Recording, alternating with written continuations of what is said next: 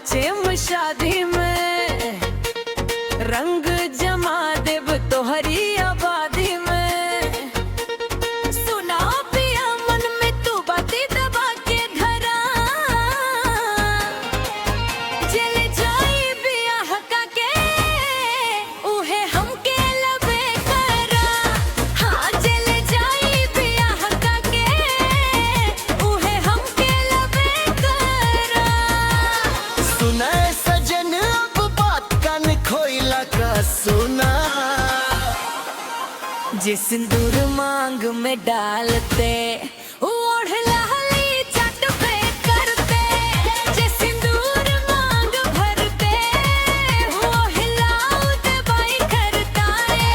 जले जिताई बिहाई डाके फूल पे करते। हाँ जले जिताई बिहाई डाके फूल पे करते।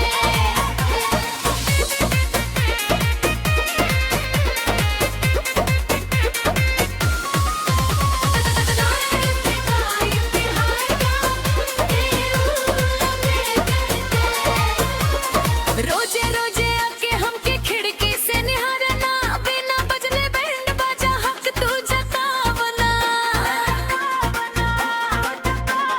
बड़ बड़ बात खाली फोन वे पे ना करा। मड़वा गड़ा के डोली दुआरे पे धरा। लाज शर्म के तू देवरा अब ढहावे के करा।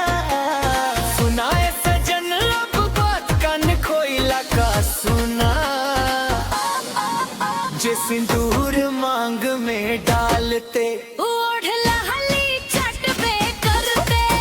जे सिंदूर मांग भरते उला हंगाऊ दे बाई करताई। जेले जिताई बिहाई काके फूल पे करते। हाँ जेले जिताई बिहाई काके फूल पे करते।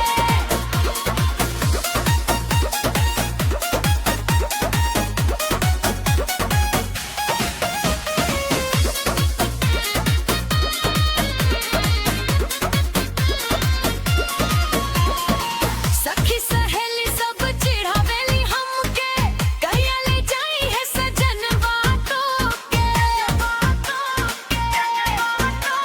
साफ साफ कह दे तानी सुनाए हुजूर, बिना सिंदूर के ना होइब हम मजबूर।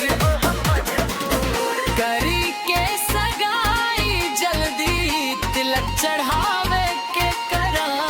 सुनो ए सजन अब बात कान खोइला का सुना, जे सिंदूर मांग में डालते ओढ़ लहली चट पे करते। जे सिंदूर मांग भरते उला हंगाऊ दे बाई करताई। जेले जिताई बिहाई काके फूल पे करते। हाँ जेले जिताई बिहाई काके फूल पे करते। गावेली नैन्सी राय झकास राजा जी, मनीष राय बजाबे कमाल